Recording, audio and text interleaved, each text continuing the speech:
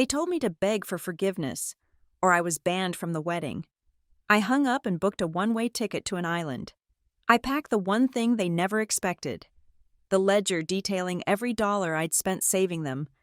When they painted me as the crazy one, I chose silence. But my silence was preparing to stand up, right in the middle of the aisle. My name is Elodie Parker. I am 32 years old, and I am, by all professional metrics, a resounding success. I live in a glass-walled apartment overlooking the fog-slicked harbor of Riverton Bay. I am a senior investment advisor at Northbridge Capital Advisors, a firm where I manage portfolios larger than the gross domestic product of some small islands. I am the one people call when the market turns volatile. I am the steady hand, the clear head, the voice of precise, unflinching reason. My job is to assess risk and protect assets. It is a language I understand. Tonight, however, the language of my own life had become incoherent. The call came late, well past 11. The rain, a signature of our coastal city, was lashing against the floor-to-ceiling windows of my study. The sound was usually a comfort, a white noise that insulated me from the world. Tonight, it sounded like static. My mother's voice, Vivian's, was tight, stripped of its usual melodic manipulation. There was no gentle preamble. No, how is my hardest working daughter? Just the gavel strike. Elodie, your father and I have discussed it, she said, the royal we that always meant I. You will call your sister, and you will beg for her forgiveness. You will apologize for the vicious, jealous things you said at dinner.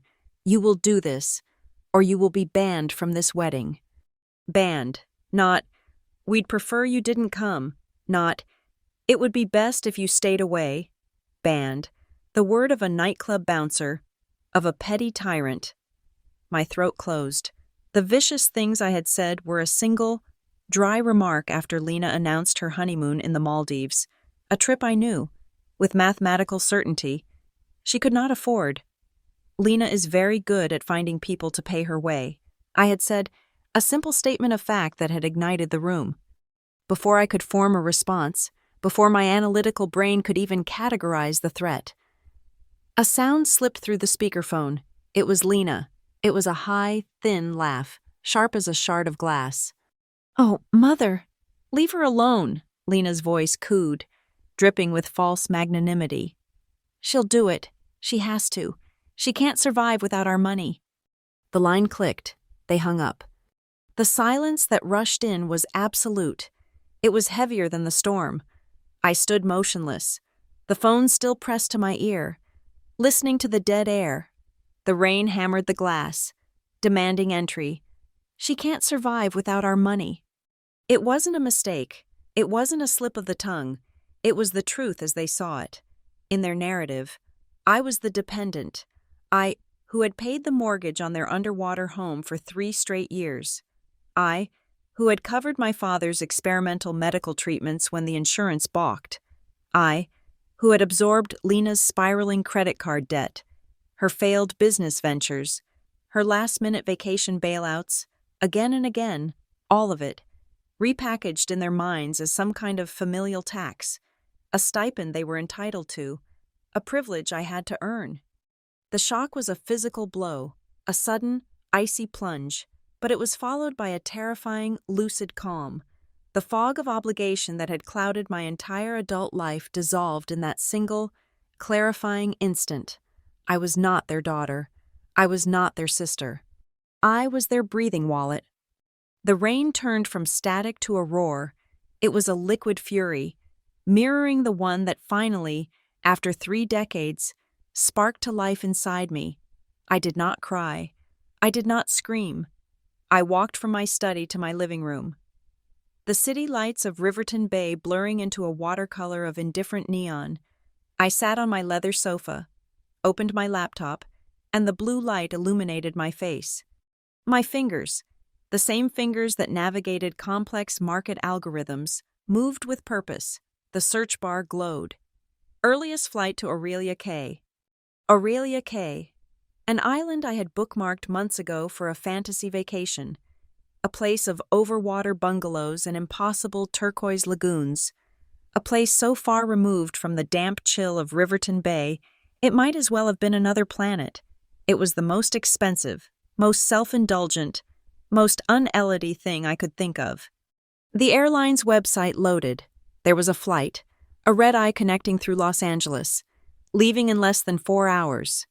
1 seat left, first class. The price tag was obscene. It was the cost of a new transmission for Lena's car, the cost of the property tax bill I had paid for my parents last month. My thumb hovered over the trackpad. This was the moment, the pivot. For the first time in my adult life, I was about to spend an extravagant sum of money, and it would not be to rescue them. It would be to rescue myself. I clicked Confirm Purchase. The screen refreshed. 2:07 in the morning. My local time. My flight was booked. I moved to my bedroom. My suitcase was still open on a bench, a remnant from a business trip to Chicago I had returned from only yesterday. The muscle memory of packing took over, but the contents were different. I removed the sensible blazers and silk blouses. I packed a white linen dress. I packed 3 swimsuits. I packed a pair of sandals. I packed my laptop. And then, I went to my study. I knelt before the bottom drawer of my filing cabinet and entered a small digital code. The lock clicked open. Inside, beneath old tax returns, was a simple, dark green portfolio box. I called it the Maranta Ledger. A Maranta plant, a prayer plant, folds its leaves at night, as if in prayer. I had always thought it was fitting. This ledger was my silent prayer, my documentation of the faith I had lost. It was not a diary, it was an audit. Inside, pristine and organized by tab, were 7 years of my life. Every bank statement with a highlighted transfer, every cashier's check receipt, every scanned hospital bill marked paid in full by E. Parker, the wire confirmation for the down payment on Lena's first apartment, the emails, printed in stark black and white, begging for help. Just this once, Elodie. We'd be on the street without you. Lena would be ruined. This ledger was the thing I was never supposed to need. It was the proof I had collected in shame, a secret accounting of my own erasure. Tonight, it felt different. It felt like ballast. I placed the Maranta ledger carefully into my carry-on bag, zipping it shut. My phone buzzed on the marble countertop. A new message. It was from my mother. I picked it up, my hand steady. You owe your sister an apology. Not, are you okay? Not, let's talk. A command. An echo of the ultimatum. I read the message 3 times. The words blurred, then sharpened. This was not a plea from a mother. It was a closing statement from an adversary. I screenshotted the message, saved it to a secure cloud folder, and labeled it Exhibit A. I saved it as linguistic evidence of the precise moment my role in the family was formally terminated. I caught my reflection in the dark glass of the hallway mirror. The woman looking back was not the reliable Elodie, not the practical one, the one who always knows what to do. That woman was a construct, a useful fiction they had authored, and I had dutifully inhabited. The mask was gone. My eyes were clear, cold, and assessing. The woman in the mirror was not reliable. She was a survivor. I turned off the ringer on my phone. I would not be taking any more calls. At the first hint of dawn, that bruised purple light that bleeds into the Riverton sky, I called for a taxi. The app told me one would be there in 3 minutes. I put on my coat, picked up my suitcase and my carry-on. As I locked my apartment door, the heavy deadbolt sliding home with a satisfying thud, I made a vow. It was not loud. It was a simple, internal realignment of facts. I will stop being the invisible safety net. The taxi ride to the airport was silent. The driver didn't speak, and I was grateful. I watched the city wake up, the lights of the harbor bridge cutting through the last of the rain. I felt no guilt, no regret, only the strange, sharp focus of an asset being liquidated. At the gate, I did not check my phone. I did not look back. The plane took off on time. The ascent was steep, punching through the heavy cloud cover that perpetually smothered the bay. We broke through. Suddenly, The cabin was flooded with brilliant, piercing sunlight. The sky above the storm was a vast, unbroken sheet of blue. The heavy engines of the jet settled into a steady, reassuring rumble. It was the sound of a new page turning. It was the promise of freedom. The flight attendant offered me champagne, her smile practiced and bright. I accepted. It was 7 a.m, Los Angeles time, but my body clock was still back in Riverton Bay, stuck permanently at the moment of rupture. The champagne was cold, crisp, and felt like a small act of defiance. I was 30,000 feet above the Pacific, encased in a pressurized cabin, and for the first time in my adult life, I was completely, beautifully unreachable. With the drone of the engines as my soundtrack, I let the memories play out. It wasn't a flood. It was an audit. The same way I would review a hostile portfolio. The chain of financial emergencies began, as it so often does, with a genuine crisis. 7 years ago, my father, Carl, collapsed at his workbench. A pulmonary embolism. The insurance covered the basics, but the experimental clot-busting drugs, the extended ICU stay, the specialist consultations, those were not basic. I was 25, fresh off my first major promotion at Northbridge. I had savings. I had a line of credit. I stepped in. Of course, I had said, whatever he needs. That was the entry point. The art of their manipulation was never loud. It was always soft-voiced, wrapped in the language of reliance and praise. Elodie, you're the most practical one in this family. My mother, Vivian, would say, her hand on my arm. You understand these things. What I understood was billing codes and payment portals. What she meant was, you have the money, that phrase. The practical one, stopped being a compliment and became a shackle. It was the title given to the beast of burden. From then on, the emergencies became routine. The praise was the currency they used to buy my compliance. We are so blessed to have you, Elodie. You are so reliable. That reliability was immediately followed by a bill. The bank made a mistake with the escrow, Vivian would sigh, and the mortgage payment is due today. Or, Lena's car insurance lapsed.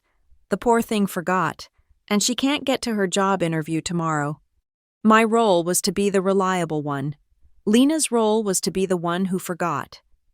My mother's role was to be the intermediary. My father's role was to be silently grateful, which only made the guilt stronger. I sipped the champagne. The bubbles stung. I thought of that dinner, just 3 nights ago. It was supposed to be a celebration of Lena's engagement. She was showing off her ring. A 2-carat monstrosity I knew her fiancé, Ethan, a perfectly nice but deeply average junior marketing manager, could not have afforded. Then came the announcement of the honeymoon, the Maldives, an all-inclusive, overwater bungalow. A dry, tired laugh had escaped me before I could stop it. I didn't even look up from my plate. Well, Lena is certainly good at finding people to pay her way.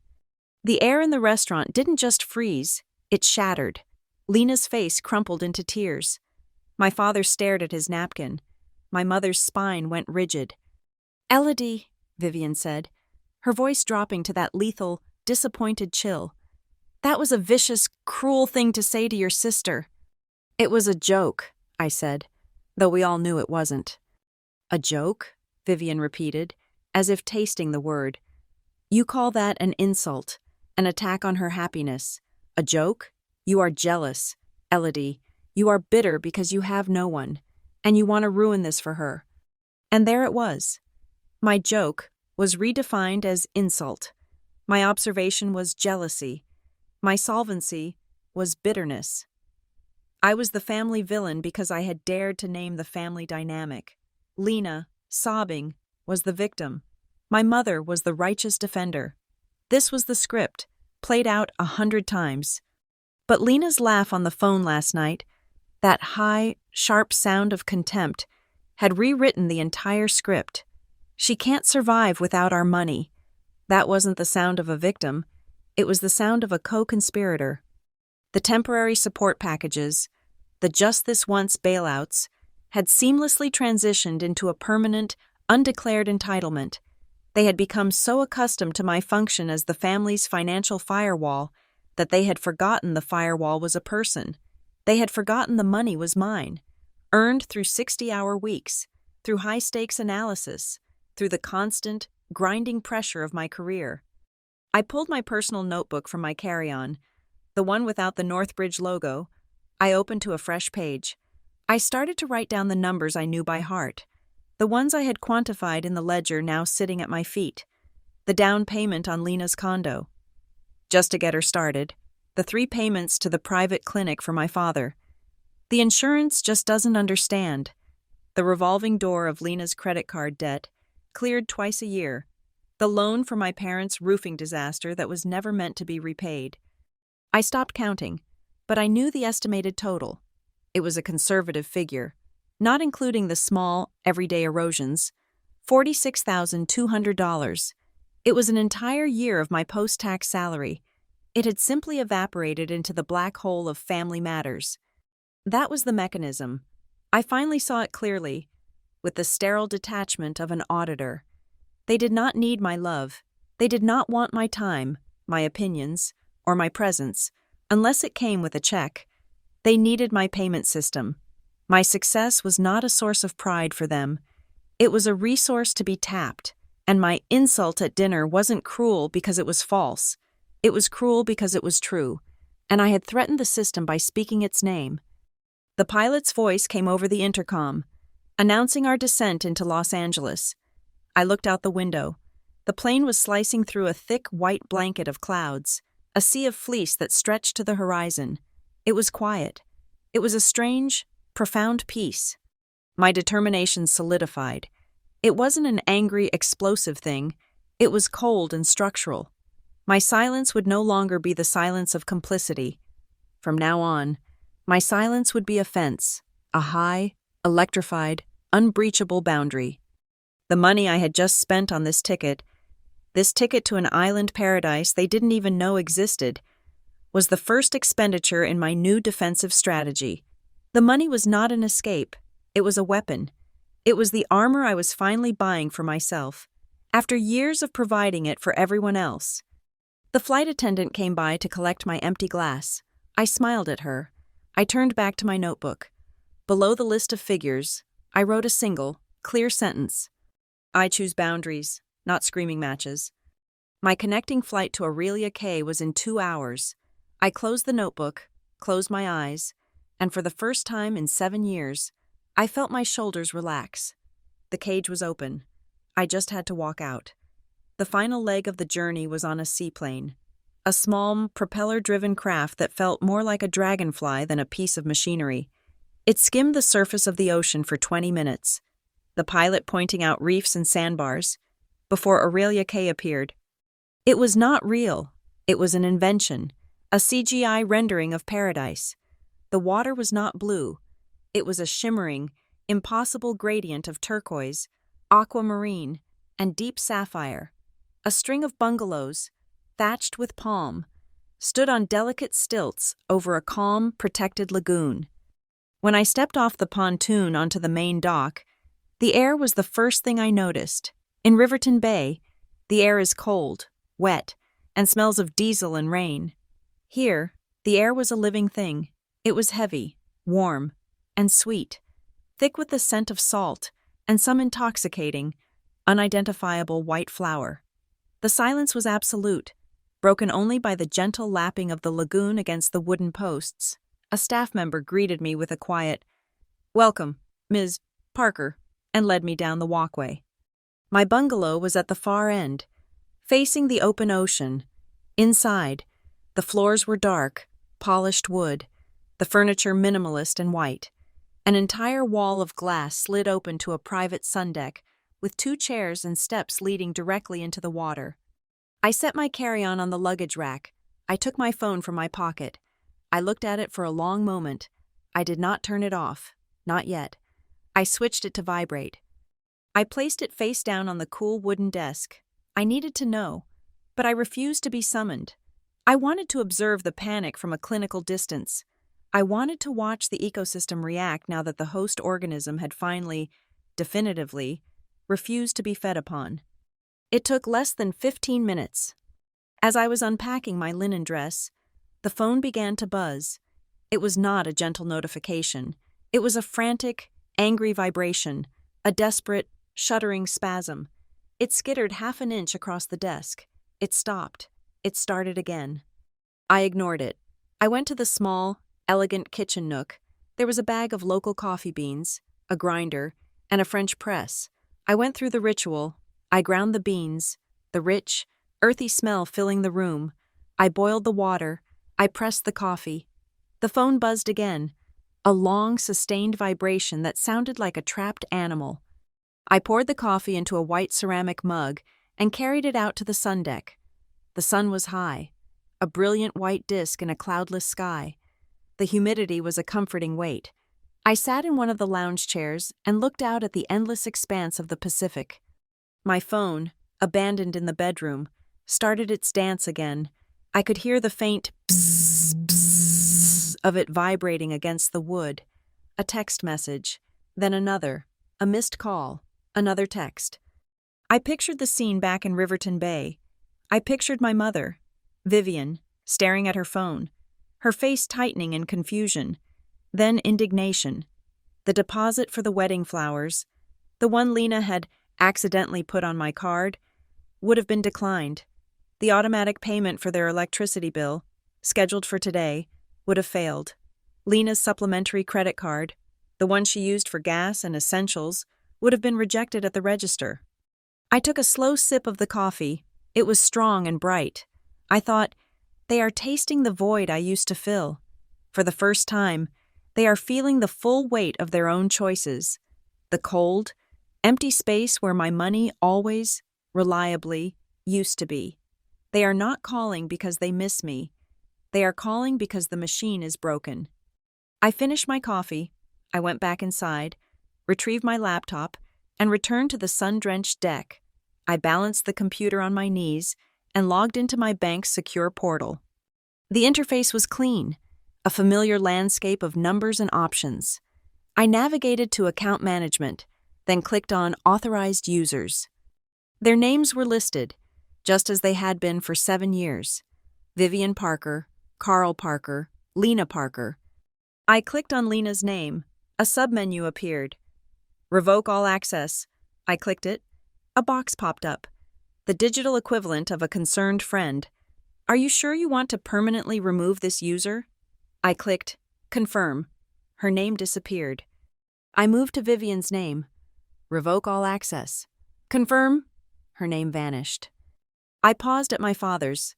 I felt the old, familiar pang. But I remembered his silence at the dinner table, his passive acceptance of my role as the family savior and designated villain. I clicked Revoke all access. Confirm. The list of authorized users was now empty. Next, I went to the bill pay dashboard, the automatic payments I had set up years ago to keep their lives afloat. The mortgage payment for their house, scheduled to be sent in 2 days. I clicked Cancel Series, the premium cable package, Cancel Series, the water and power utilities, Cancel Series. Finally, I navigated to credit card services. The joint account I shared with my mother, I didn't cancel it. That would take a phone call. I simply clicked Manage Card and lowered her spending limit. The new limit was $1. I was not finished. I picked up my phone. The screen was a chaotic ruin of notifications.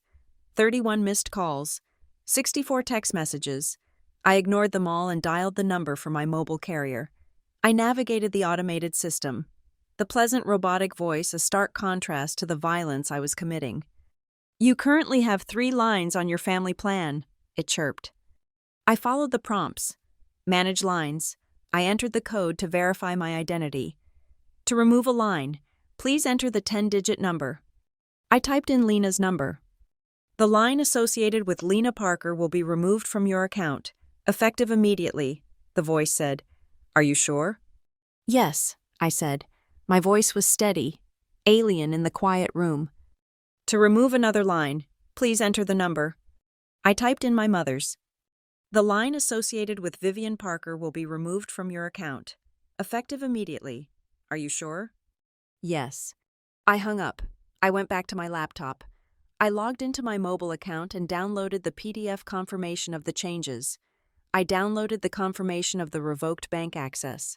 I opened the encrypted folder on my laptop, the one labeled the Maranta Ledger. I created a new subfolder, time-stamped with today's date. I dragged both confirmation files into it. Clean, clinical, done. I closed the laptop and stood up. The guilt I had expected to feel, that cold, familiar sickness in my stomach, was absent. It had been replaced. The sea breeze felt different now. It was no longer just warm. It felt like a reprieve. It felt like it was physically drying the old, sticky residue of obligation from my skin. The clarity was so sharp it almost hurt. That evening, as the sun melted into the horizon, dyeing the lagoon in shades of fire and rose, I ordered a bottle of wine. I sat on the deck and poured a single glass. It was not a celebration.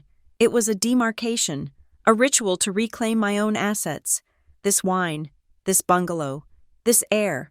This was the first expenditure in 7 years that was not an apology, not a rescue, not an obligation. It was just for me. Later, long after dark, I walked down the small wooden steps from my deck into the ocean. The water was impossibly warm, warmer than the air. It felt like stepping into black silk. I pushed off and swam out, away from the soft lights of the resort, until I was floating on my back in the center of the lagoon. I looked up. The sky was free of light pollution. It was a dense, terrifying spray of stars. The Milky Way was a visible slash of light. I floated. Weightless, the water held me. It bore my weight completely. Without question or complaint, it simply supported me. This, I thought, is what the truth feels like. It is buoyant. It will hold you up, if you just stop fighting it and let it. I swam back to the bungalow, my limbs feeling light. I dried off, the salt tight on my skin. I walked to the desk, in the dark. The phone lit up and began to vibrate again. A new text, a missed call, a frantic, tinny buzzing in the perfect, sacred quiet. I picked it up. I pressed and held the power button on the side. The screen lit up with one final bright query. Slide to power off. I slid my finger across the glass. The screen went black. The buzzing stopped. The silence of the island rushed in, absolute and complete. The distant, desperate tide of their panic was finally, utterly, gone. I woke before the sun. The lagoon outside my bungalow was a sheet of still, gray glass. The air was cool for the first time, hushed and expectant. There was no vibration from my phone. There was only the sound of my own breathing. I made coffee, strong and black, and sat not on the deck, but at the desk. I opened my laptop. The blue light illuminated my face in the pre-dawn dark. My vacation was over. My work had begun. This was not the work Northbridge Capital paid me for, but it required the same skill set. It was a forensic audit of a failed investment. The investment was my family. I began by gathering the assets. For years, I had been meticulous, a habit born of professional caution and a deep, unacknowledged fear. I opened my primary cloud storage. I unzipped encrypted files. I logged into 2 old email accounts I no longer used, their inboxes still holding the digital ghosts of past panics. I opened my bank portals, my credit card statements, my investment account transaction histories. The data was overwhelming, a digital blizzard of my own depletion. I created a new master file on my desktop. I named it simply Ledger. Then, I began to structure the data. My mind, trained to see patterns in market chaos, sorted the emotional debris into 4 clear, distinct verticals. I created 4 folders. The first, I labeled medical. This was the cleanest folder, the one rooted in genuine need. I dragged in the scanned invoices from my father's specialist, the pharmacy receipts for copays he couldn't meet, the wire transfer confirmation for the treatment. The insurance just doesn't understand. Each file was a reminder of a real, tangible fear, but as I compiled them, I saw not love, but a one-way financial street. The second folder was utilities and infrastructure. This was the invisible scaffolding. I pulled the mortgage statements for my parents' house, the ones I had covered for 36 consecutive months when my father's pension was redirected. I added the PDF confirmations of the utility bills, the car insurance payments, the property taxes. This was the data of their basic survival, the baseline of the life they lived, all of it underwritten by me. I was not just their daughter, I was their primary municipal service. The third folder was Cards and Debt. This was Lena's domain. It was a chaotic mess of last-minute Venmo requests, screenshots of negative bank balances, and scanned images of cashier's checks. Elodie, I'm short on rent. Just this once. Elodie, my car broke down. I'll pay you back. I swear. Elodie, I messed up my taxes. Here, I found the 3 separate credit card statements I had paid off in full, each one a monument to her impulsivity and my inability to say no. The final folder was the most painful. I labeled it Luxury and Parties. This was not about survival. This was about entitlement. I found the email from my mother. Lena deserves a beautiful bridal shower. Attached was a catering bill.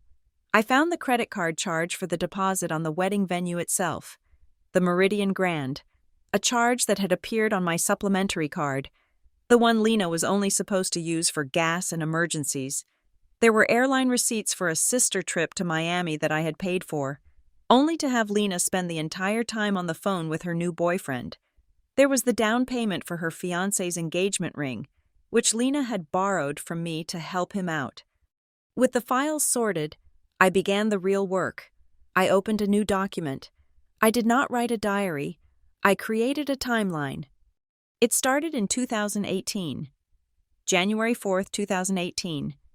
Payment to Riverton General Hospital, $2,815,000. Beside it, I hyperlinked the scanned receipt. February 1st, 2018. Mortgage payment for 12 Elm Street, $750,000. I linked the bank transfer confirmation. I worked for hours. The sun rose, flooding the bungalow with light, but I did not look up. I moved through 2019, 2020, 2021. Each entry was a small, cold gravestone. Each piece of evidence was a nail. The document grew. May 10th, 2022. Capital One Visa payoff, $6,200. L. Parker. December 2nd, 2023. Deposit for the Meridian Grand, $10,000 sound. L. Parker Wedding. March 5th, 2024. Wire transfer to C. Parker, $4,500. Property tax. The numbers blurred.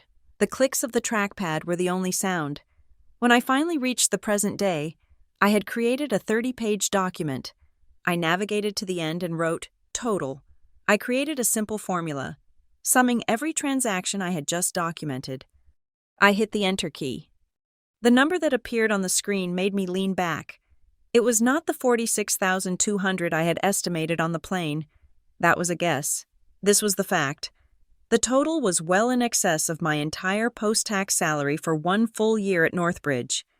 It was a sum that could have been a down payment on a second property. It was a sum that could have funded a scholarship. It was a sum that could have bought me my own freedom. Years ago. I stared at it. I felt no anger, only a cold, profound resolve. At the very beginning of the document, I inserted a new page. I typed a single, centered heading. The Maranta Ledger, a record of standing truth. Below it, I wrote a brief foreword. My fingers did not hesitate. This document is a private financial record. It is not an accusation, nor is it a request for repayment. It is a verifiable, factual account of financial transactions that have occurred between Elodie Parker and members of her family from 2018 to 2025. Every entry listed is substantiated by a corresponding digital receipt, bank statement, or email, all of which are available for review. This ledger was created for the sole purpose of establishing a clear, undisputed baseline of truth. It is presented as a means to correct the narrative. I read it back. It was neutral. It was precise. It was an iron wall. I went to the resort's small, quiet business center. It was empty. the air conditioning humming.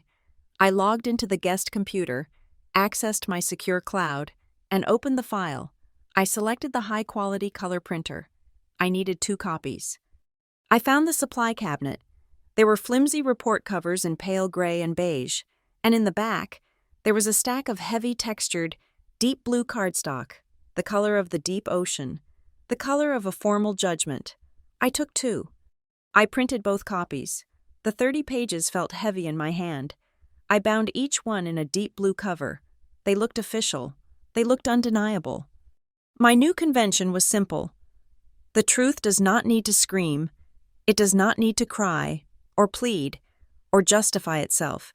It only needs to stand still long enough to be seen. This ledger was the truth, standing still. I returned to my bungalow.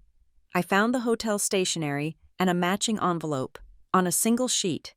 I wrote a short note, which I would include only when the time was right. Respect is the condition for remaining in my life. This is not a negotiation. I did not put it in the envelope, not yet. My final act was one of insurance. A good advisor always has a contingency plan. I laid the first copy of the ledger on the floor, in the full bright light of the island sun. I took out my phone, which I had turned back on purely for this purpose. I turned off the cell service and Wi-Fi, isolating it from the world. I opened the camera. Page by page, I photographed the entire document. I captured every line item, every date, every number. When I was done, I had 30 high-resolution images. I re-enabled my Wi-Fi. I saved the images in 3 separate, secure locations. 1 copy on my laptop's encrypted drive, 1 copy on a micro USB drive, which I then tucked into a hidden zipper pocket inside my wallet, and 1 final copy, uploaded to a new, anonymously named cloud account that had no connection to my name or my life. I was now diversified against any attempt to destroy the data. I held the second copy of the ledger, the one I would keep for myself. I held the large, cream-colored envelope. In my bag, I had a small antique wax sealing kit I often used for client holiday cards. I lit the small stick of dark red wax, the flame wavering in the ocean breeze. I let the wax drip onto the flap of the envelope, a perfect crimson circle. I pressed the brass stamp, the one with a simple, elegant P for Parker, into the cooling wax. I held it there for a moment. It was not an act of aggression. It was an act of self-redemption. I was sealing the file. I was closing the case. The past was now contained. It was cataloged, evidenced, and filed. It no longer had the power to haunt me. It was just data, waiting to be presented. After 4 days of perfect, unbroken silence, I decided to re-enter the war zone. The island had been my sanctuary, a pressurized decompression chamber. I had healed. I had rebuilt my own internal framework. Now it was time to see what they had built in my absence. I sat on the sun deck, the morning sun already hot on my shoulders. I took my phone, still dark and silent, and powered it on. It was a digital explosion, a violation. The phone didn't just buzz, it seemed to convulse, shuddering against the wooden table as a backlog of 4 days of sustained panic flooded the network. A cascade of notifications lit the screen. 93 text messages, 47 missed calls, over 20 voicemail alerts. I ignored them. I let the phone shake itself out. A digital temper tantrum. My fingers were steady. I did not go to my messages. I did not go to my call log. I knew what those would be. Chaos, threats, recriminations, and false, tearful apologies. That was the private war. I went to the public one. I opened my social media apps. It was worse than I could have imagined. My mother was a politician. My face, a smiling, pleasant photo from last Christmas, was everywhere. It was posted by my mother, shared by my aunt, reposted by Lena. The caption, penned by Vivian, was a masterpiece of saccharine propaganda. An urgent prayer request for our beloved eldest daughter, Elodie. She is going through a terrible, frightening mental health crisis. She has disappeared, and we are sick with worry. She is not herself. If you see her, please contact us immediately. We just want our daughter home safe. Please pray for her." It was brilliant. It was devastating. In a single, faux pious paragraph, she had invalidated my every action. I was not an adult setting a boundary. I was a sick child who had run away. I was not a woman defending her assets. I was not herself. The narrative was set. Elodie is crazy. I scrolled. Friends, distant relatives, people from my old neighborhood. The comments were a sea of sending love and "Oh, Vivian, I am so sorry. Praying for you all." Then I checked my email. The tone here was different. It was confused, cautious. Emails from colleagues at Northbridge. "Hey, Elodie. Just heard you're taking some time off. Hope everything is okay. Let me know if you need anything." They were testing the waters. Vivian's story was spreading. And then, the payload. The one I had been dreading. An email from Human Resources. The subject line was, "Urgent. Your mental health and company policy." My blood ran cold. I opened it.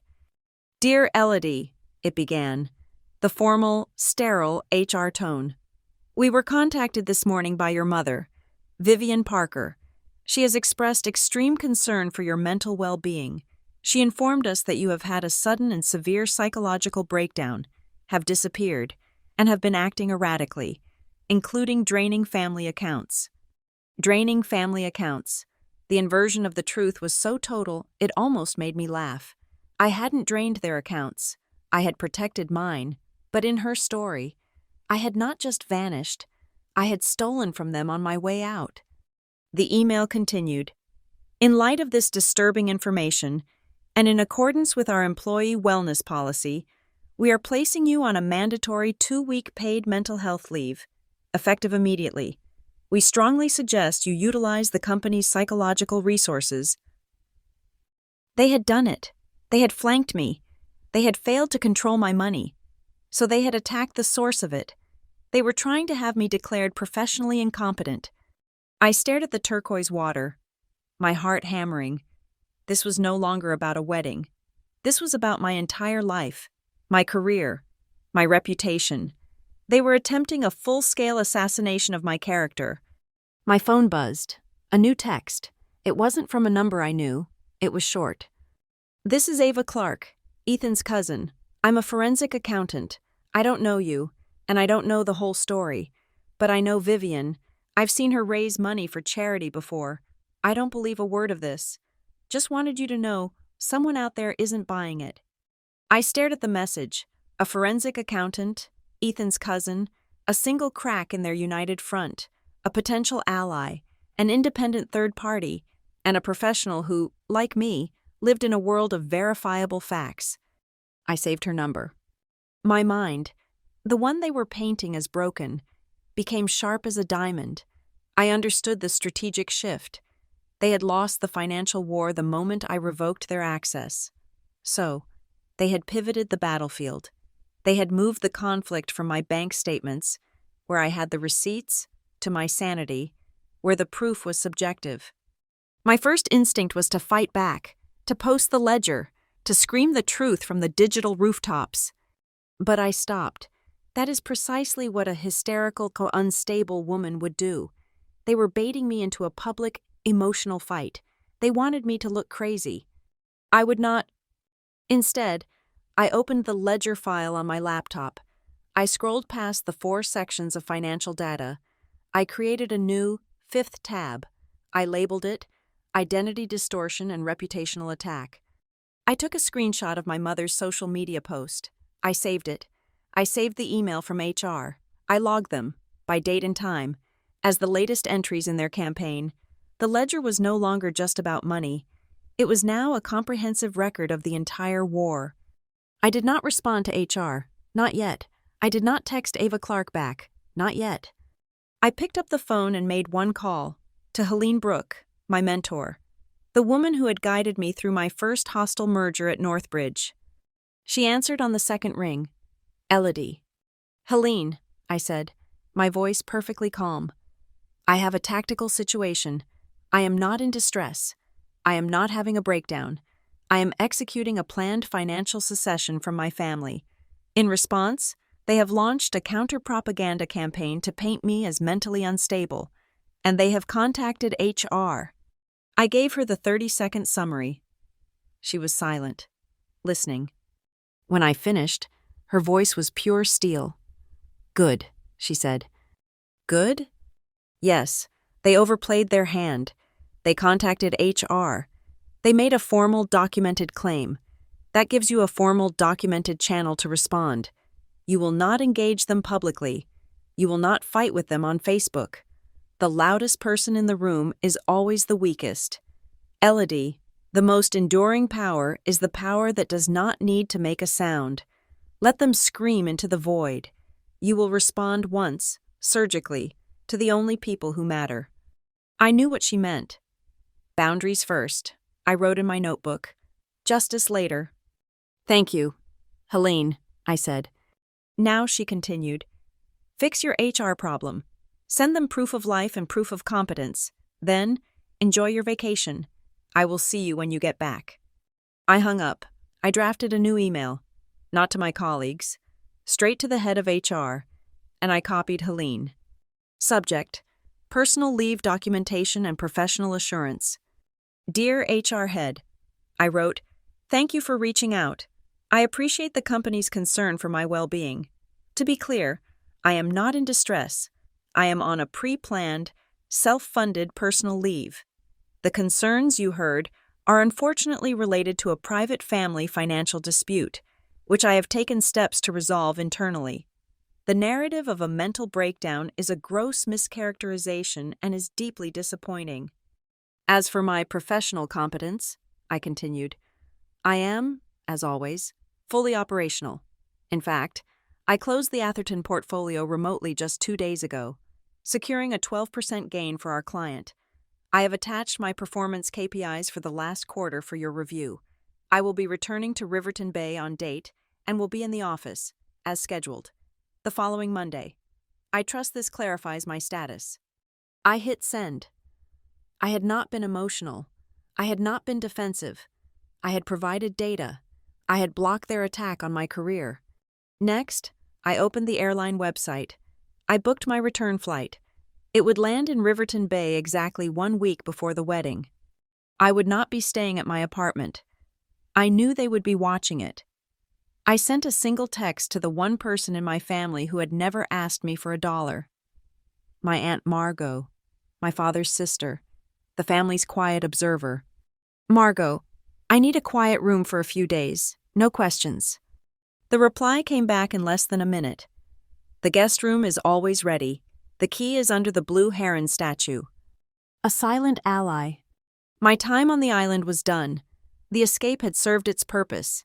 It had given me the time to build my fortress and load my cannons. I began to pack. I folded the linen dress. I packed my laptop. At the very bottom of my carry-on, I placed the blue-bound copy of the Maranta Ledger. It felt heavy, solid, like a shield. I zipped the bag. I stood on the deck, breathing in the warm, salt-sweet air one last time. The confrontation was coming.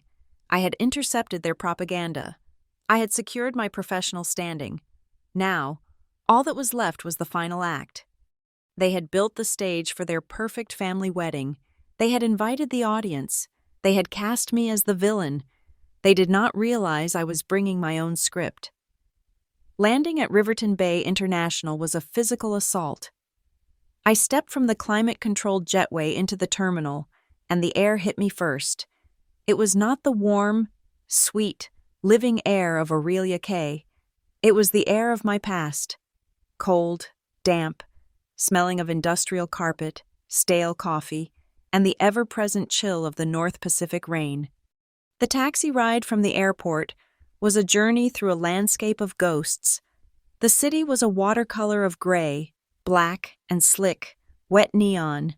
The rain, which I once found comforting, now felt like an accusation.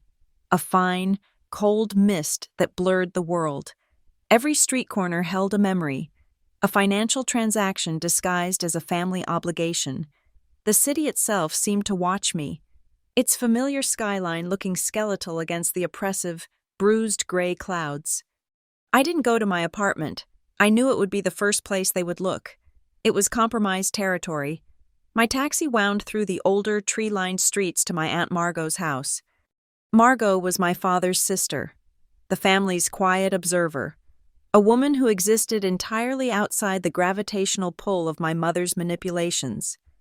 She opened the door before I had even stepped out of the cab, as if she had been waiting by the window.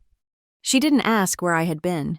She didn't mention the frantic voicemails or the poisonous social media campaign. She simply, wordlessly, opened her arms. I stepped into her embrace, and it was not the clinging, desperate hug of my mother. It was firm, solid, and brief. It was an embrace that anchored, rather than ensnared. "They are in a full-blown panic," she said, her voice a low, calm rasp as she took my bag. "Vivian has been calling here 5, 6 times a day. She's oscillating between Elodie is dead in a ditch and Elodie has stolen our money." She led me into the warm, quiet house. "You look well," she said, her eyes assessing. "You look rested." "I am," I said. "Good." She poured 2 cups of tea. "Listen to me. Elodie, they are going to create a storm. They are professional storm makers. Your mother, especially. Do not step into it. You stand still. You let the storm swirl around you. It will exhaust itself on its own." It was the single best piece of tactical advice I had ever received. "There's something for you," she said, nodding to the antique desk in the hall. "He dropped it off yesterday. He looked terrible." It was a single, thin envelope. My name was written on it in my father's hesitant, familiar script. My hands were steady. I slid it open with my fingernail. I expected a plea. I expected a guilt trip, a summons, a gentle reprimand disguised as concern. The note was 1 sentence. "Elodie, I know why you left, and I am sorry I was always too weak to stand up to your mother." I read the words once, then a second time. I waited for the familiar, painful rush of pity. I waited for the conditioned instinct to run to him, to soothe him, to reassure him, to make his weakness my responsibility. Nothing came. I did not cry. I felt a strange, cold calm.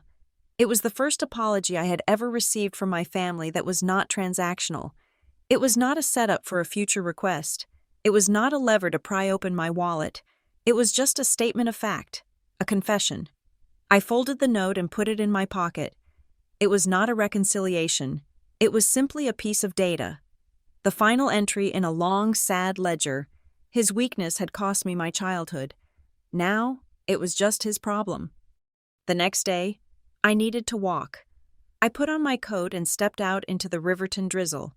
I walked through the familiar streets, but I was seeing them through the new, cold lens of the Maranta ledger.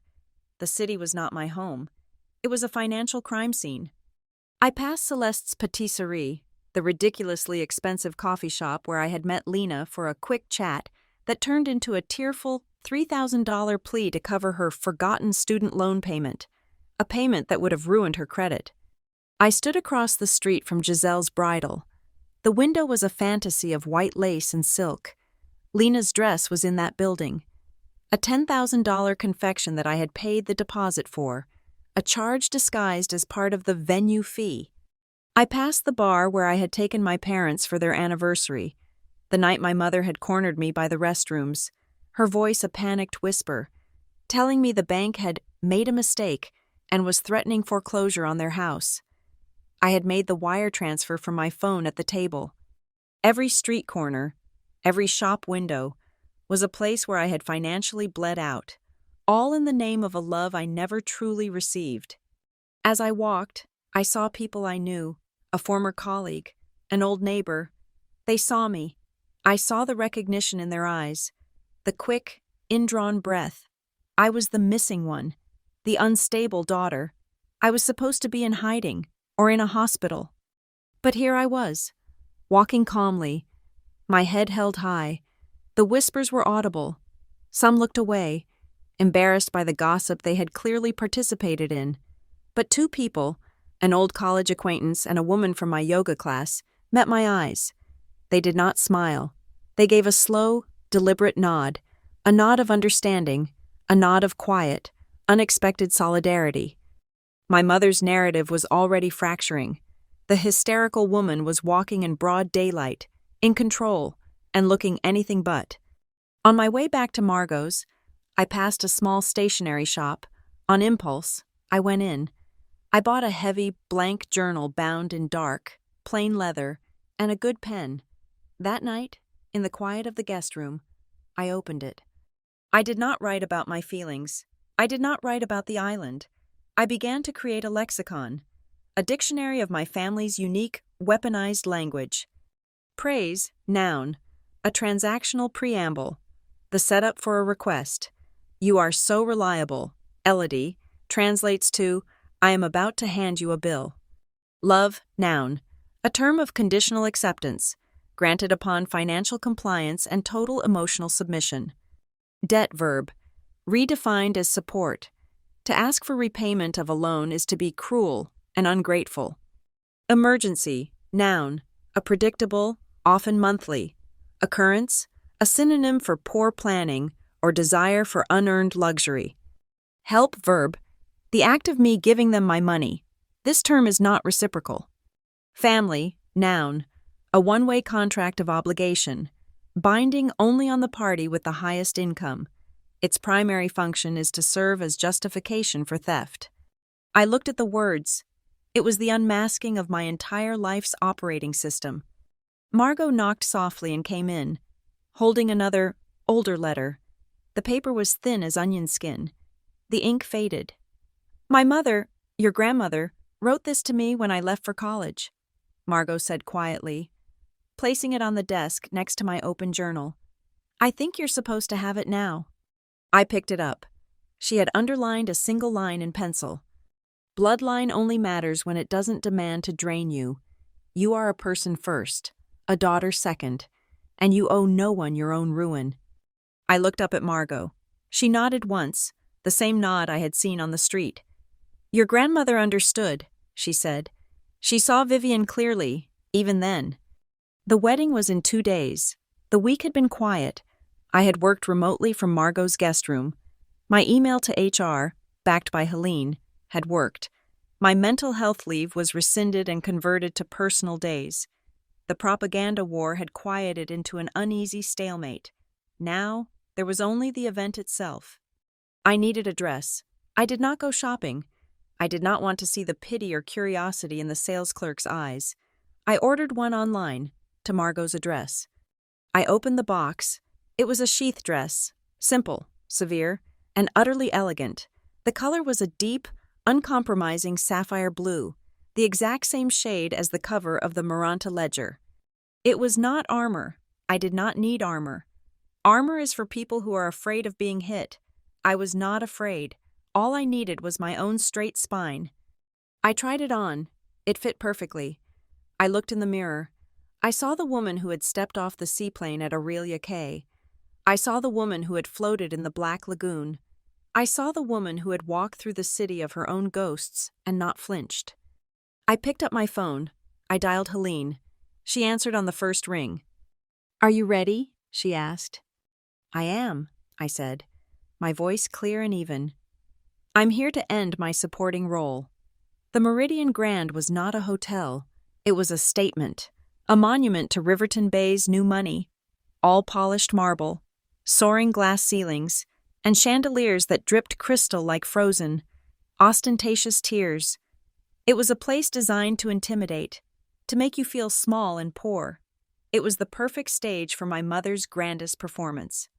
I had not come through the main entrance. I had entered through a side door, bypassing the greeting table and the guest book. I walked into the grand foyer that led to the ballroom, my heels making no sound on the ridiculously thick, pearl gray carpet. I held my sapphire blue clutch, which contained nothing but my phone and a single key. The blue-bound ledger was in a sleek leather portfolio under my arm. The polite orchestrated hum of the cocktail hour was already audible. I could hear the high, thin sound of a string quartet playing something aggressively classical and bland. I stepped into the archway of the main ballroom. The reaction was immediate. It was not a gasp. It was a sudden, collective intake of breath. 100 small sounds of surprise that, combined, created a vacuum. The whispers followed instantly, a sibilant rush that was louder than the music. Is that... That's her. That's the sister. I told you she would come. Look at her. Vivian said she was in a hospital. I saw them all. My mother's friends, my father's business acquaintances, Lena's entire social circle, an audience of 200 people who had been fed a steady diet of my instability for the past 2 weeks. Before I could take a third step, she was there. Vivian materialized in front of me, a vision in champagne-colored silk, her face a perfect, rigid mask of hostess grief. Her smile was a work of art, a bright, painful slash of red lipstick that did not, for 1 second, touch her eyes. Her eyes were chips of ice. "Elodie," she hissed, her voice a low, furious vibration meant only for me. She even reached out, placing a hand on my arm in a perfect pantomime of a concerned mother welcoming home a prodigal child. The grip was tight enough to bruise. "You are not welcome here. You will not ruin this for your sister." I looked at her hand on my arm. I did not pull away. I simply looked at it, then back up at her face. "Hello, Mother," I said, my voice clear and pleasant, loud enough for the people nearest us to hear. "I'm here to deliver my gift." I smiled, a small, polite smile that mirrored hers, but unlike hers, mine was real. It was the smile of an auditor who has just found the critical error in the books. I gently, deliberately, removed her hand from my arm. "Excuse me," I said. I walked past her. I stepped fully into the ballroom, and as if a switch had been thrown, the string quartet faltered. The first violin saw me. Her bow skidded on the string, and the music died in a thin, discordant squeal. Silence. A heavy, absolute, pressurized silence. Every eye in the room, the guests holding their champagne flutes, the servers with their silver trays, the photographers, every single one was on me. The temperature in the room did not drop. It evaporated. At the front of the room, under a grotesque arch of imported white roses I had paid the invoice for, stood Lena. She was a vision in white lace, just as the narrative demanded. But her face, when she saw me, was not the face of a radiant bride. It was the face of a cornered animal. Beside her, the groom, Ethan Markell, looked exactly as I had pictured, tense, pale, and deeply uncomfortable. His eyes met mine, and I saw a flash of something, not just anger, recognition. His cousin, Ava Clark, the forensic accountant. She had been my insurance. I did not go to a seat. I did not try to blend in. I began to walk down the central aisle, the one Lena was meant to walk down. My footsteps were the only sound in the cavernous room. I walked until I was halfway down, standing in the exact center of their audience, in the full light of the crystal chandeliers. I stopped. I turned slightly, addressing not just the bridal party, but the entire room. "I'm sorry to interrupt," I said. My voice was calm, projected, the voice I used to command boardrooms. "I know this is not the scheduled programming, but I was banned from this wedding. I was told I could not be here unless I begged for forgiveness. I have not come here to beg." I saw Lena's hands begin to tremble. Vivian was moving, trying to get to me, signaling for security. Too late. "I am not here to make a scene," I continued, my voice impossibly reasonable. "I am not here to perform or to be the crazy daughter. I am here to file a report." I held up the blue-bound portfolio. It was stark, official. "This is a gift, but it's not for the bride. It's for the groom." I turned and walked the rest of the way, stopping directly in front of Ethan. Lena let out a small, choking sound. "Elodie, no, don't." I ignored her. I looked directly at Ethan. He was a decent man. I had always thought, just a weak one. Now, he just looked confused and terrified. "Ethan," I said, my voice quiet now, but in the dead silence, every word carried. "You are marrying into a story, I think you are entitled to know how much that story costs, and who has been paying for it. I did not hand him the ledger. I opened it. I held it out for him to see. He looked down. His eyes scanned the first page, the neutral foreword. Then he turned the page. He saw the timeline. He saw the numbers. He saw the highlighted line item. December 2nd, 2023. Deposit for the Meridian Grand. $10,000. L. Parker Wedding. His face, already pale, turned a sickly, greenish-white. He flipped another page. His eyes scanned faster. Giselle's bridal. Dress deposit. Maldives travel. Honeymoon package. Engagement ring. Down payment. He looked up from the pages, his eyes wide with a dawning, sickening horror. He looked at Lena, then back at me. "All of this," he whispered, his voice cracking. "All of it. You paid for this?" I looked at him calmly. I did. But that's not the point. I looked past him, to Lena, and then, finally, to my mother, who was standing frozen just feet away, her face a mask of pure, murderous rage. "No one owes me gratitude," I said, my voice rising again, clear and strong for the entire room. "But I do not owe anyone my silence." "Lies." Vivian's scream shattered the tension. It was raw, ugly, and desperate. "She is lying. She is sick. She is hysterical. She's forging. Those are forgeries. Security, get her out of here." I did not even look at my mother. I kept my eyes on Ethan. I pointed, my finger landing on a specific line item on page 20. "That is not a lie. Mother," I said calmly, "that is a wire transfer confirmation. You can see the transaction code, the date, and the time. That is the $10,000 deposit for this room. Page 12. That is the scanned receipt for the bridal gown, signed by Lena. Page 24. That is the signed agreement for the caterer, which I paid in full last month." I turned a page. "And this is the credit card statement showing the charge for the honeymoon you announced at dinner, the one I paid for." I let the book fall open. The evidence was irrefutable. It was not a tantrum. It was an audit. A guest near the front, a man I recognized as one of Ethan's uncles, pulled out his phone and took a picture. I had not just detonated a bomb. I had presented the schematic. I had shown them all exactly how it was built, who had paid for the parts, and who was holding the trigger, and then I had simply let it go. The silence in the ballroom was absolute. Vivian's scream of "lies" echoed and then died, leaving a vacuum. It was the desperate sound of a narrative collapsing in real time. Ethan stood frozen, the blue-bound ledger still open in his hands. He was no longer looking at me. He was staring at the pages, his face a mask of dawning, sickening comprehension.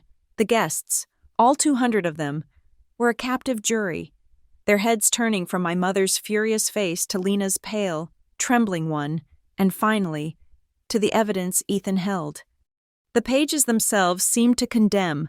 They were stark, black and white, filled with the cold, irrefutable language of banks and creditors, the deposit for the Meridian Grand, the invoice for the $10,000 gown from Giselle's, the payment for the honeymoon package to the Maldives, the emergency wire transfers to cover Lena's catastrophic credit card debt, the firefighter funds. Each one was a dry, rustling leaf, a piece of a dead forest of my own money. The whispers began again, louder this time, no longer just curious, but judgmental. "My God, she has receipts. The entire wedding? I think I see the charge for the ring." A phone flashed in the third row. Someone was taking a picture of the scene. Then another. I looked at the guest. My voice was not angry. It was low, but it carried across the hushed room. "Please respect the financial privacy of this audit." The clinical, detached term, financial audit, was a splash of icy water. It stripped the moment of all theatricality. This was not a family meltdown. It was not a sisterly fight. It was a formal presentation of findings. Ethan's hands were shaking, a fine tremor. He finally looked up from the pages, his eyes bypassing me, bypassing my mother, and locking onto his bride. His voice was a dry, hollow rasp. It was unrecognizable. "Lena, explain this. Explain any of this." Lena's face crumpled. The radiant bride was gone, replaced by a terrified child who had been caught. The tears that came were hot and real, but they were not tears of sorrow. They were tears of pure, unadulterated panic. "Ethan, baby, no," she stammered, her voice a high, broken wail. "It's not what it looks like. She's twisting it. I was going to pay her back. It was all just a loan. She's just jealous. She's always been jealous of us. She's trying to ruin this." "A loan?" Ethan's voice was flat, dead. He looked back at the ledger. "It says here the deposit for this room was made 7 months ago. The dress, 6. You told me your aunt left you that money." "She is family," Lena shrieked, pointing a trembling diamond-clad finger at me. "She's supposed to help. That's what family does. She has all this money. She's supposed to help us." "Help?" a new voice called out. A woman had stood up from the groom's side of the aisle. I recognized her vaguely as one of Ethan's aunts, a formidable-looking woman in a severe gray suit. "Is this what you call help, Vivian?" the woman demanded, her voice ringing with the kind of indignation that only an outraged in-law can muster. She was holding up her smartphone, the screen glowing. On it, bright and damning for the entire front half of the room to see, was my mother's Prayer for Elodie post. "Because I've been seeing this all week," the woman announced. "You've been telling everyone, the entire internet, that your older daughter is mentally unstable and frightening and had a severe psychological breakdown. You told us to pray for her." She looked directly at Ethan. "And she told us, Ethan, that Elodie had stolen family money and run off. Is that what you call help, Vivian? Slandering the woman who was apparently paying for all of this?" A new, uglier wave of murmurs swept the room. It was no longer just a financial exposé. This was the reveal of the smear campaign. The motive was now clear. They hadn't just taken the money.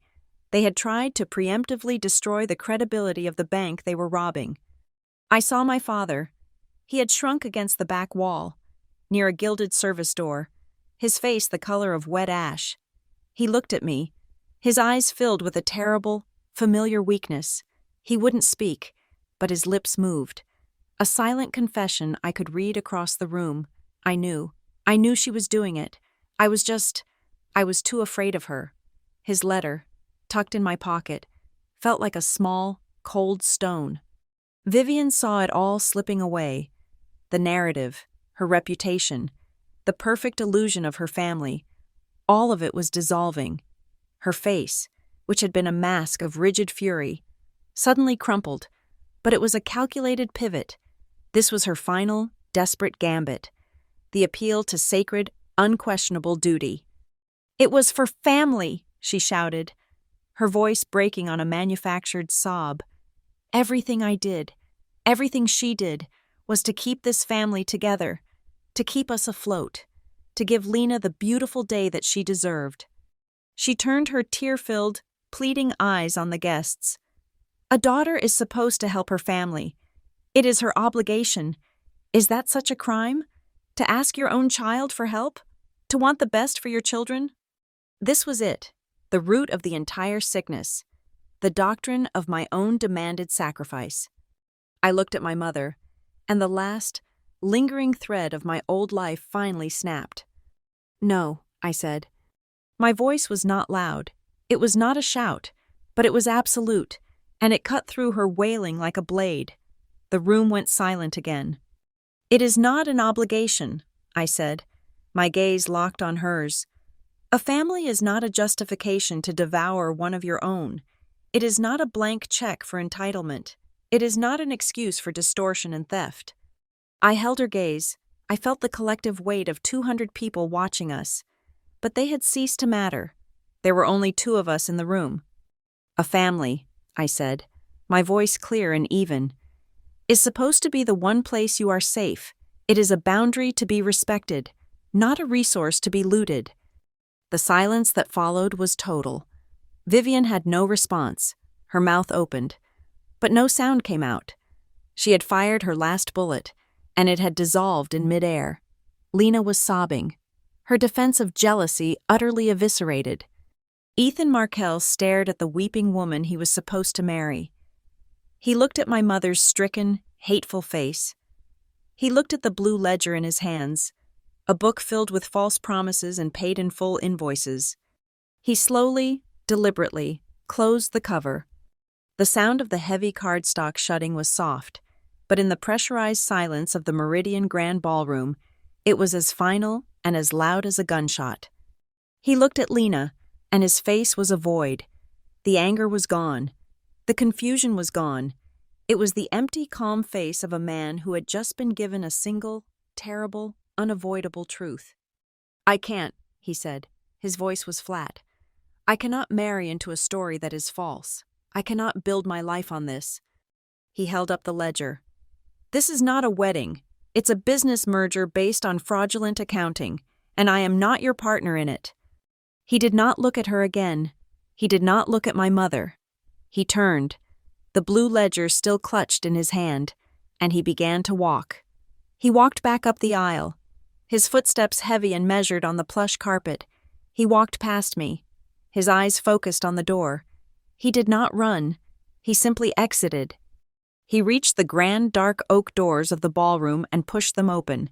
A moment later, we heard them swing shut. The heavy resonant thud of the doors closing was the verdict. It was the gavel strike. It was the end of the legend. Lena let out a sound I had never heard before, a deep, animal wail of pure, profound loss. She collapsed, her $10,000 dress pooling around her on the floor. My mother stood as if she had been turned to stone, her face gray, a statue of her own ruin. The guests were frozen, stunned, looking back and forth between the weeping bride and me. I had done what I came to do. I had not come to destroy a wedding. I had come to present the truth. The truth had done the rest. To stay and watch the wreckage would not be justice. It would be cruelty. And I was not cruel. I was simply finally finished. I turned my back. I turned away from my sobbing sister, my ruined mother, my absent father. I turned away from the 200 shocked faces and the glittering, ugly chandeliers. I began to walk, following the same path Ethan had. I walked up the aisle, my head held high. I did not rush. I walked with the steady, calm pace of an advisor who has just closed a very, very difficult file. I walked out of the ballroom, into the foyer, and toward the clear, cold, rainy air of my new life, enveloped in a profound and absolute peace. I woke in the quiet guest room at Margot's house. For a moment, I was disoriented. My body still braced for the impact of the explosion I had detonated, but there was no shrapnel. There were no frantic phone calls, no screams. The world had not ended. I looked out the window. It was morning. The perpetual Riverton Bay drizzle had finally stopped, and the city was washed in a strange, pale, watery sunlight. It looked scrubbed clean. The air was still. It felt unnervingly, profoundly peaceful. I went downstairs. Margot was at the kitchen table, reading the paper, a fresh pot of coffee brewing. She looked up at me, her eyes clear and assessing. She didn't ask, "How did it go?" or "What happened?" She didn't need to. The city's high society gossip mill would have been grinding all night, a wildfire of whispers. She simply pushed a small, white envelope across the table. It was my father's handwriting again, but not the hesitant, wavering script from before. This was firmer. "He left it in the mailbox about an hour ago," Margot said, taking a sip of her coffee. "Didn't ring the bell, just dropped it and walked away. He looked smaller." I sat down. The envelope felt different, not heavier, just more final. I opened it. It was another single sheet of paper. "Elodie," it read, "I watched you walk out of that room. You were right to leave. I was wrong to stay. I don't know if you can ever forgive me for the life I let your mother build. But that is not your burden to carry. It's mine. Be free. I read it, and this time, something did break. It wasn't the hot, messy sob of grief I'd been suppressing for years. It was a single, silent tear that traced a hot path down my cheek. It was a tear of acknowledgement. He had finally seen me, not as a function, not as a financial solution, but as a person. And he had, in his own broken, passive way, finally given me the one thing I had always needed from him: permission. I folded the note and put it in my pocket with the first one. They were a match set, the confession of weakness and the absolution for my strength. "He's a man who has lived his whole life in a cage of his own making," Margot said quietly, not looking up from her paper. "Don't feel obligated to go back and sit in it with him just because he's finally noticed the bars." "I won't," I said. I poured myself a cup of coffee. It tasted rich and dark and strong. I spent the day in that quiet, sunlit house. I had expected my phone to light up, to be besieged, but it remained dark. The silence from their side was absolute, as total and vast as the silence of Aurelia Kay. It was the sound of their complete and total system failure. The machine was not just broken, it had been dismantled. I opened my laptop. There was an email from Helene Brooke, my mentor. It was sent at 8:05 this morning. The subject was, "A new branch." "Elodie," it began, her words as crisp as ever. "I heard the reverberations from the Meridian Grand all the way downtown. It was a masterclass in controlled demolition. Well done. Coincidentally, Northbridge is finalizing the paperwork to open a new private wealth management branch in the city. We need someone to lead it, someone with an iron spine, impeccable judgment, and a complete lack of tolerance for fraudulent accounting. The post comes with full partner-level autonomy. It's yours, if you want it. This is not a reward. Elodie, it is a recognition of the value you've demonstrated. Let me know." I read the email. I read it 3 times. A new branch, full autonomy, a position based not on my reliability, not on my willingness to be the practical one, but on my strength, on my judgment, on the very qualities my family had spent a decade trying to define as bitter, cold, and unloving. I typed a single-word reply: yes. I closed the laptop. I was not just an employee anymore. I was a builder. And this time, I would be working for myself, not against myself. I would be building my own assets, not plugging the endless corrosive leaks in theirs. That evening, I left Margot's house and walked down to the Riverton Bay waterfront. The sun was setting, a rare and spectacular event in this city. The clouds parted, and the sky was stained with a brilliant, clear orange that reflected off the dark, churning water of the bay. I stood on the pier, the cold wind whipping my hair, sharp and clean. I thought about the word revenge. It had always seemed like a hot, ugly word, a word that tasted like acid and poison, but what I felt wasn't hot. It was the clear, cold, beautiful piece of a balanced equation, of a debt finally, fully, and completely settled. Peace is the loudest form of revenge. It is the one thing your tormentors can never have. It requires no audience. It requires no acknowledgement. It is a private, internal, and unassailable victory. When I returned, I went to my room. I took the sapphire blue copy of the Maranta ledger from my portfolio. It had served its purpose. It was the key that had unlocked the cage. It was no longer a weapon. I had an old wooden box at Margot's, filled with college mementos. I cleared it out. I placed the ledger inside. It was no longer an active file. It was an archive. It was a lesson learned. I took a small, sticky note and wrote on it in clear black ink, "Open this only if you forget who you are." I stuck it to the cover and closed the lid. I put the box in the back of the closet. The case was closed. That night, I started a new, small ritual. I found a simple, unscented white candle in one of Margot's drawers. I placed it on the desk. I lit it. I sat in the dark, watching the small, steady flame. This was not a prayer. This was an act of demarcation. The flame was a boundary. It was a small, warm, and constant light. It was my own personal, sacred space, a perimeter that no one could cross. It was a quiet promise to myself. I will never, ever let my own light be used as fuel for someone else's fire again. I found the leather-bound journal, the one where I had written my Dictionary of Manipulation. I turned to a new, blank page. I began to write a letter to my father. "Carl," I wrote, using his name for the first time. "I received both of your letters. I accept your apology, not for you, but for me. I am forgiving you so that I can stop carrying you. I am putting you down. The weight of your choices, the weight of your weakness, the weight of your marriage, that is all yours. I will not carry it for another minute. I wish you peace, but my own peace is no longer available for negotiation." I closed the book. I would never send it.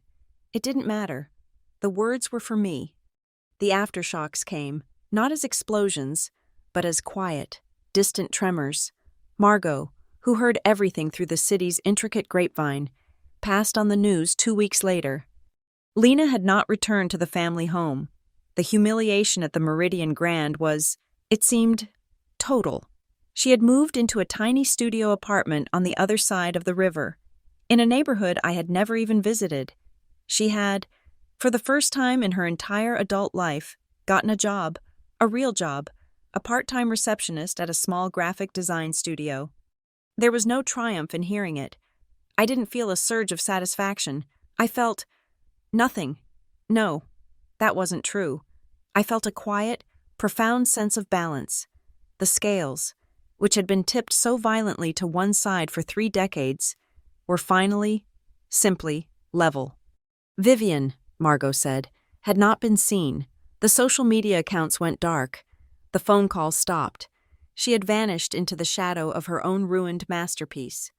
That night, before I moved into my new apartment downtown, I stood in front of the full-length mirror in the guest room. I was wearing a simple black suit, ready for my first day at the new Northbridge office. I looked at my reflection, and I saw, for the first time, the woman who had been there all along. My shoulders were back. My spine was straight. I was no longer unconsciously shrinking, no longer rounding my edges and lowering my head to make myself smaller, less threatening, more accommodating to the people around me. I was taking up my full and rightful space in the world. The woman in the mirror looked back at me, her eyes clear and calm. She was not the reliable one. She was not the practical one. She was just Elodie, and she was, finally, entirely free. For 6 weeks, the world was quiet. I moved into my new apartment, a clean, bright space in a new building downtown. I began the work of structuring my new branch at Northbridge. I had lunches with Helene. I had quiet dinners with Margot. I bought new furniture. My phone remained silent. The storm had passed, leaving behind a clear, cold, bracing new atmosphere. I was, for the first time, simply living. Then the message came. It was not a text. It was an email from a new, sterile-looking Gmail address, one with no name attached. The subject line was a single word: meeting. The body was just as stark. I need to talk, not on the phone. The Old Harbor Tea Room, Tuesday, 10 a.m. Vivian. It was not a request. It was a summons from a dethroned queen. The Old Harbor was a relic of Riverton Bay's old money, a quiet, discreet place of dark wood, polished silver, and hushed conversations. She had chosen it because it was a place where no one would dare to make a scene. She was still, in her own way, trying to control the stage. I arrived at 9:55. I chose the table, a small booth in the far corner, against the wall, with a clear view of the entrance. I ordered a black coffee. She entered at 10 o'clock on the dot. She looked smaller. The impeccable grooming was still there. The pearls, the silk blouse, the perfectly coiffed hair, but the vital, intimidating energy that had defined her was gone. She looked like a photograph of herself, faded and brittle. She sat down opposite me, placing her alligator handbag on the seat beside her. She did not order anything. "Elodie," she began, her voice low, the old melody stripped from it, leaving only a dry rasp. "This situation, it has become untenable. The family is a laughingstock. Your sister is a wreck. Your father is a ghost. And you," I said, "are out of options." Her eyes flashed, the old fire flickering for a moment. "I am here," she said, ignoring my comment, "to offer a path to reconciliation." She reached into her handbag and produced a single, neatly typed page. She slid it across the table. "This is a script," she said. I looked at the paper. It was titled, "A Family Statement." It was a short, maudlin speech about the pressures of professional life, the dangers of stress, and the misunderstandings that can arise. It included a full public apology from me to Lena for the public distress I had caused at the Meridian Grand. It was a complete fiction, painting me once again as the unstable, overwrought, and ultimately repentant villain. "You will post this on your social media accounts," she said, her voice gathering strength. "You will announce that you were under immense professional stress and that you have reconciled with your family. You will apologize to Lena. We will all move forward." "And in return?" I asked, my voice genuinely curious. "In return," she said, as if granting a great boon, "I will ensure that the house, the family home, is left solely to you in your father's will. Lena has agreed to forfeit her claim." I stared at her. The audacity was breathtaking. She was trying to buy my silence, to purchase my public submission, using my father's house as the currency, a house that I had paid the mortgage on for 3 years. She was still trading. She was still trying to find a price. I didn't say anything. I let the silence stretch. The only sound the clinking of teaspoons on china from the other side of the room. Then, I reached into my own leather portfolio. I pulled out my copy of the Maranta Ledger, the one sealed in the blue cover, the one that had never been seen by anyone but me. I placed it on the table. It made a solid, heavy sound. "No, Mother," I said, my voice quiet, but carrying in the hushed room. "This is your script." I slid a second set of documents across the table, ones that my own attorney had drafted. They were not a script. They were a contract. "I have no interest in the house," I said. "You can leave it to the cat, for all I care. This is what is going to happen. You and Lena are going to sign this. It is a legally binding non-interference agreement. It states that you will never again contact my place of employment. You will never again speak of my mental health, my career, or my private life to any third party. Any violation will result in immediate legal action for libel and damages." Her face went pale. "Furthermore," I continued, "you will both sign this. It is a structured repayment plan. It is not for the full amount. It is for 10% of the total I documented. I don't need the money. It's about the acknowledgement. It is your signature on a document that admits the debt is real. And finally," I said, "you will both write me a private, signed letter of apology, not for the public, not for social media, for my files.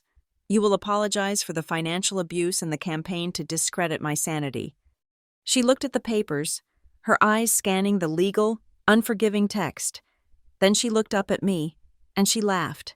It was a terrible, dry, scraping sound. "You are delusional," she whispered, leaning forward. "You would never dare. You would not humiliate your own family, your own name, like that. This is a bluff, Elodie, and a pathetic one." I did not argue. I did not raise my voice. I simply took my phone from my clutch. I woke the screen. I opened my draft email folder. I turned the phone so she could read it. The draft was addressed to the head of HR at Northbridge, with Helene copied. It was also addressed to my personal attorney, and it was addressed to 5 of the most influential and gossipy members of our extended family, the ones who had not been at the wedding. The subject line was clear: "Full documentation, a history of financial abuse and libel by Vivian and Lena Parker." Attached to the draft was a single, devastating file. The file name was The Maranta Ledger Full Audit, PDF. My finger hovered over the send button. I am not bluffing. Mother, I said, my voice perfectly level. I am not threatening you. I am informing you of my next, non-negotiable action. You attacked my finances, and I protected them. You attacked my name, my reputation, and my sanity. That is my most valuable intangible asset, and I will protect it with exactly the same precision and lack of emotion. Her face went white. Her hand darted out, a snake strike across the table, to grab the phone. You will not! Her fingers never touched it. A different hand, older, strong, and covered in silver rings, closed around her wrist. I wouldn't do that, Vivian. My Aunt Margot stood over the table. She released Vivian's wrist and took a sip from her own cup of tea. She had been sitting at the counter, her back to us, quietly reading a newspaper for the last 20 minutes. Vivian looked at her sister-in-law, her face a mask of shock and pure, unadulterated hatred. You planned this. You brought her. I did, I said. A good advisor always has a witness when signing a contract, especially a hostile one. As the words left my mouth, the small brass bell over the tea room door chimed. We all looked. Ethan Markel stepped inside. He looked thinner, his face drawn, but his eyes were clear. He was wearing a well-tailored suit. He walked directly to our table. He looked at Vivian, whose face was now a mask of utter disbelief. He looked at me and gave a single, respectful nod. Then, he placed his own copy of the blue-bound ledger, the one I had given him, the one he had walked out of the ballroom with, on the table. It landed next to mine with a soft, final thud. I heard you might be meeting, he said, his voice steady. My cousin Ava, the accountant, forwarded me her analysis of the full ledger scans. I just wanted to be here, as an independent, third-party observer, to confirm that the numbers are, in fact, entirely demonstrably accurate. It was a pincer movement, a perfect, bloodless checkmate. Vivian was trapped, flanked on one side by a witness to her character, and on the other by a witness to her finances. There was nowhere left to run. I slid the pen and the contract back to the center of the table. Sign it, Mother. She stared at the papers. Her reconciliation script lay forgotten, a useless piece of white paper next to the ironclad blue of the ledgers. Her hand, the one that had gripped my arm in the ballroom, was shaking, not with rage, but with defeat. She picked up the pen. She read every word of the non-interference clause. She read the repayment terms. She uncapped the pen. The sound of her signature on the heavy paper was a small, scratching, dry sound, the sound of surrender. As she finished the last page, the bell chimed again. Lena stood in the doorway. She looked different. She was pale, tired, and thin. She was wearing a simple coat and sneakers, not the designer labels I was used to. She saw her mother, her hand still on the paper. She saw me. She saw Margot. And then she saw Ethan. Her eyes widened in pure panic. Her first instinct, the one that had defined her entire life, kicked in. She gasped, and her body turned, her hand reaching for the door to flee. "Lena," I said. She froze. Her hand was on the doorknob. I did not raise my voice. I did not need to. You don't owe me your love. You never did. But I do not, and I will not, ever again, owe you my silence. She stood there for a long, vibrating moment. She looked at her mother's broken posture. She looked at Ethan, the man whose life she had nearly ruined, standing there as a pillar of cold, hard fact. She looked at the papers, and for the first time, I saw the entitlement in her eyes die. It was not fear that made her walk to the table. It was the cold, hard, crushing weight of consequence. She finally, truly, understood the price of being taken care of. She walked to the table. She took the pen from her mother's numb fingers. She signed her name beside Vivian's on both documents. I carefully, deliberately, took the signed pages. I placed them in my portfolio. I stood up. I took out my phone. I navigated away from the draft email.